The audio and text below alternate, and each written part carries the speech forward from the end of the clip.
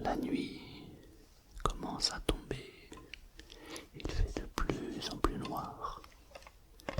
Et il pleut de plus en plus fort. Il roule à allure normale. Il fait attention. Parce que ce sont des routes un peu sinueuses. Au bout d'un moment,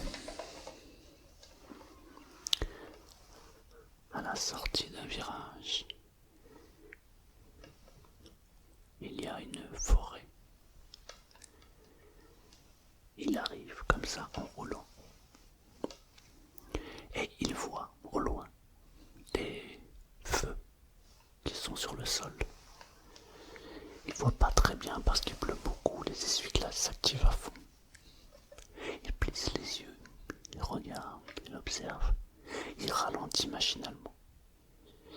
Il voit comme quelque chose qui est allongé par terre avec un feu, une lampe et un feu rouge. Il suppose que c'est soit un vélo, soit une moto, mais vu la profondeur de la lumière, il pense plutôt à une moto. Il continue à avancer, mais évidemment il a ralenti. Il ralentit de plus en plus.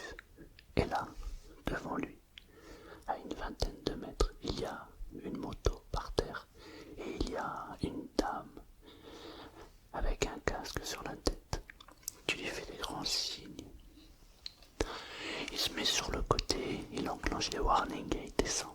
Oh, qu'est-ce qui se passe? Qu'est-ce qui se passe? Qu'est-ce qui se passe? Et il voit, il y a la moto qui est allongée et il y a un homme qui est sous la moto.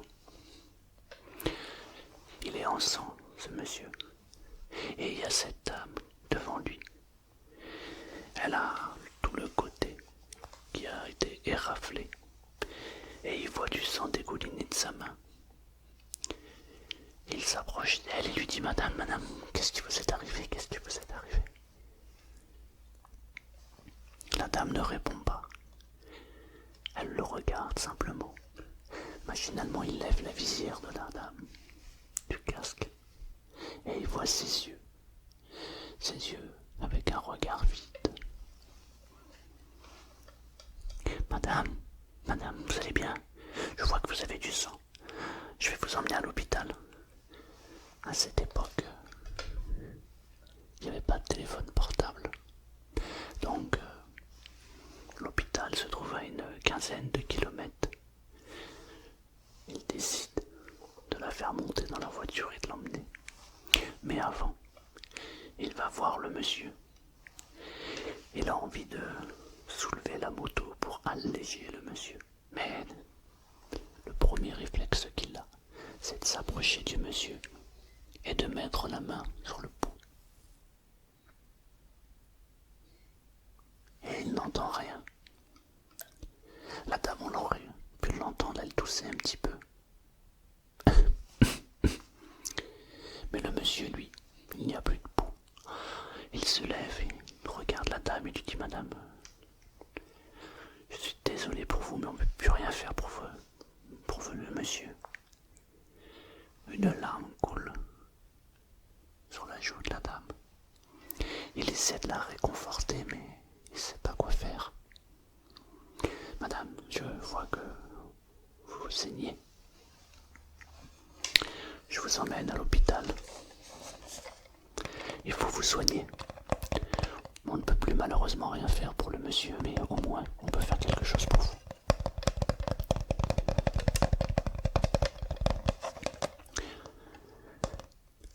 Il l'aide à grimper à l'arrière du véhicule.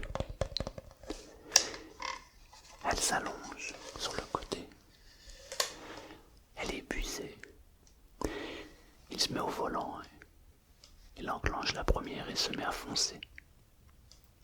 Il a noté l'adresse juste à la sortie du virage. Il y a marqué Le Creuset. Lieu dit Le Creuset. Et il fonce vers l'hôpital et il regarde dans le rétro. La dame a enlevé son casque. Elle a une marque ici et elle saigne. Machinalement, il se demande si elle va pas lui bousiller ses sièges il a un véhicule de société. Mais dans un cas pareil, on se fout littéralement du matériel. Même s'il sait qu'il va se faire prendre une remontrance s'il y a du sang sur les sièges. La dame regarde autour d'elle et elle a toujours ce regard vide. Au bout d'une quinzaine de minutes, il entre dans un centre-ville. Il y a quelques voitures qui le ralentissent. Mais bon an, mal an, il arrive à l'hôpital. Il se détache et dit à la dame: ne bougez pas madame, je reviens tout de suite, je vais chercher de l'aide. Il entre à l'intérieur de l'hôpital, il court, il se dirige dans le centre des urgences. Il y a un accueil, il y a 2 personnes devant. Et il dit: excusez-moi, aidez-moi, aidez-moi, aidez-moi, en criant. Les gens le regardent, l'air surpris. Aidez-moi, aidez-moi, il y a eu un accident, il y a eu un accident. Un infirmier qui passe par là s'arrête, le regarde et lui dit: où ça? Au lieu-dit le Grousset, il y a eu un accident. Il y a eu un couple en moto. Ils ont dû rater le virage parce qu'il pleuvait énormément, ils ont dû glisser. J'ai touché le pouls du monsieur, le monsieur est mort. En tout cas, le pouls était inexistant, mais il y a sa dame, ça doit être sa femme, je sais pas, qui est juste là, dans ma voiture, elle est garée là devant. Ok, très bien, je vais m'en occuper. Passez à l'accueil. Et il attend que les 2 personnes devant passent. Entre deux, on voit l'infirmier sortir avec un rencard et une 2e personne. Quelle est votre voiture? La grise qui est juste devant. Les 2 infirmiers sortent. Ils ouvrent la porte arrière de la voiture comme on lui a dit. Il n'y a personne. Il n'y a rien du tout.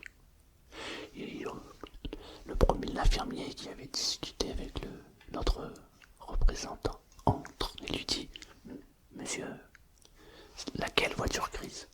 Ben, la voiture de devant, celle qui est là, la grise là, il n'y en a qu'une de toute façon. Non, parce qu'il n'y a personne derrière. Oh, quoi, il n'y a personne, comment ça? Elle n'a pas pu se sauver. Elle avait un trou dans la tête, elle saignait, elle avait du sang partout. Même sur le côté, le blouson était tout arraché, elle saignait. C'est pas possible, elle n'a pas pu partir. Et voilà que notre héros se met à courir en direction de sa voiture. Il ouvre la porte arrière, il regarde. Il n'y a personne. Ce qui l'étonne le plus, c'est qu'il regarde les sièges. Il n'y a rien. Rien. Il n'y a pas une goutte de sang. Pas une tache de sang. Rien. Rien du tout. Il rentre à l'intérieur, il dit: mais je comprends pas. Je comprends pas, il y a eu un accident. Au lieu dit le Grousset, je suis passé devant, j'ai pris la dame, elle était dans le siège arrière, elle n'a pas pu se sauver. Où est-ce qu'elle est? Mais où est-ce qu'elle est? L'infirmier, par acquis de conscience, téléphone à la gendarmerie à côté du lieu dit le Grousset, et explique la situation. On envoie une voiture de gendarmerie sur les lieux. Entre deux, on demande à notre héros de rester tranquillement installé là, sur le siège, à attendre. Nous allons revenir, monsieur, nous allons revenir. Notre héros attend, sur son siège. Il comprend pas. Il sait pas ce qui se passe, il se demande. Bon, mais où est-ce qu'elle a pu partir? Elle est où? Il se lève et décide de regarder par terre, voir si on a des traces de sang, et il regarde. Il retourne à la voiture, mais il n'y a rien. Même par terre, il n'y a aucune tache de sang. Rien. Il réentre dans l'hôpital et s'assoit. Il attend. Ça doit bien faire maintenant 1 heure ou 1 heure et demie qu'il est assis sur le siège à attendre. Il commence à s'impatienter. Et là, tout à coup, 2 gendarmes entrent dans le hall. Bonjour, monsieur. Alors, c'est vous qui avez trouvé une dame mal en point? Oui, c'est moi. Très bien, monsieur. Pouvez-vous nous donner exactement et précisément le lieu de l'accident? Oui, c'est au lieu dit le Grousset. Il y a un virage. Juste après le virage, il y a les arbres, la forêt. Eh bien, il s'est dit exactement ici.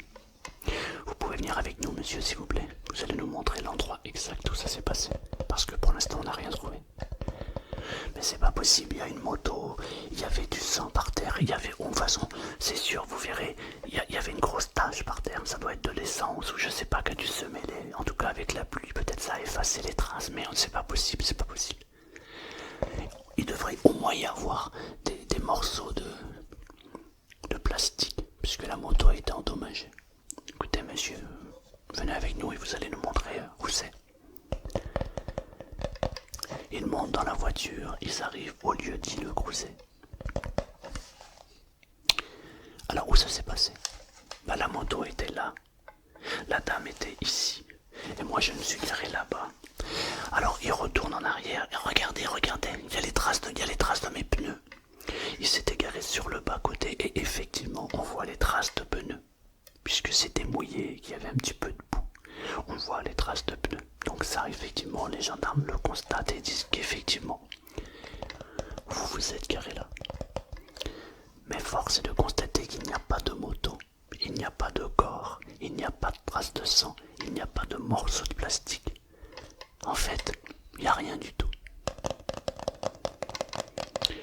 Les gendarmes prennent la déposition du monsieur, de notre héros, et lui disent nous vous rappellerons si nous avons du nouveau. Et si un détail vous vient à l'esprit, alors contactez-nous. Très bien.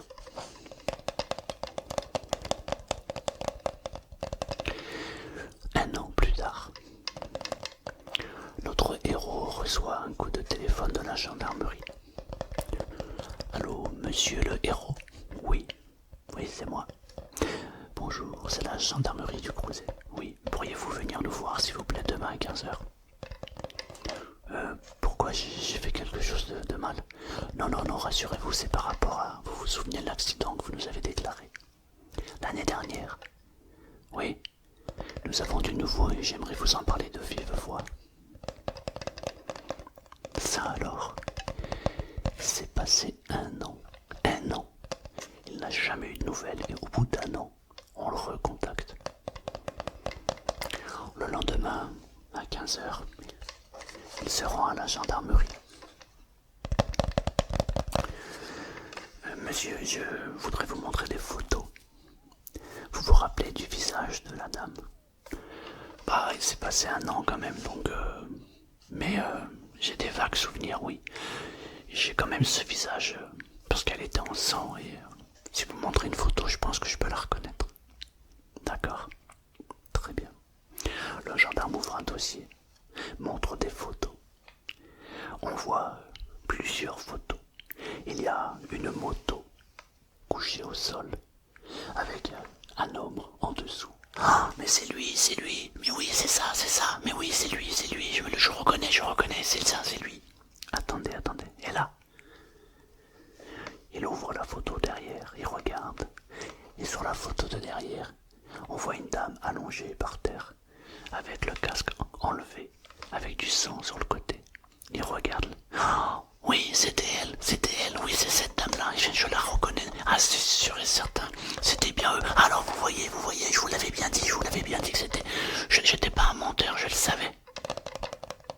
Très bien, monsieur. Il y a juste un petit souci.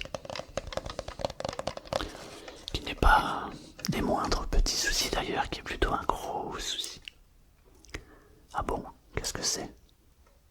Eh bien, figurez-vous que cet accident a eu lieu en 1970. Précisément le 27 octobre 1970. Et pour tout vous dire, monsieur, c'est la raison pour laquelle je tenais à vous le dire. Vous êtes la 6e personne à nous raconter exactement la même chose. Vous roulez, il pleut, vous vous arrêtez, vous voyez une moto allongée par terre, une dame qui vous dit de vous arrêter, vous emmenez cette dame à l'hôpital, et il n'y a rien. Vous êtes le 6e à nous le raconter. Notre héros se demande si c'est une blague ou pas. Ce n'était pas une blague, c'est une histoire vraie.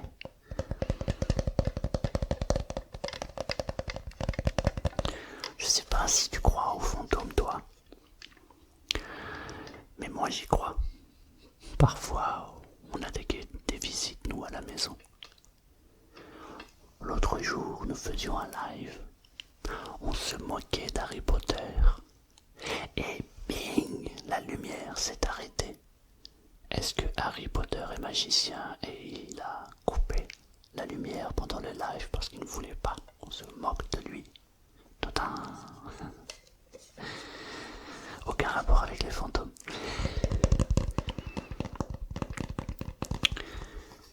Mais surprenant cette histoire. Ça me fait penser un peu à l'histoire de la Dame Blanche. Il paraîtrait qu'il y a un endroit où il y a une grande ligne droite. Pour certaines personnes, il arrive de rencontrer une dame qu'on appelle la Dame Blanche. Ils la croisent sur le bord de la route et parfois elle s'assoit avec eux dans la voiture.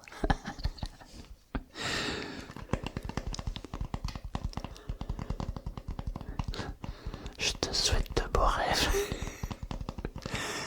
et à demain pour une nouvelle vidéo.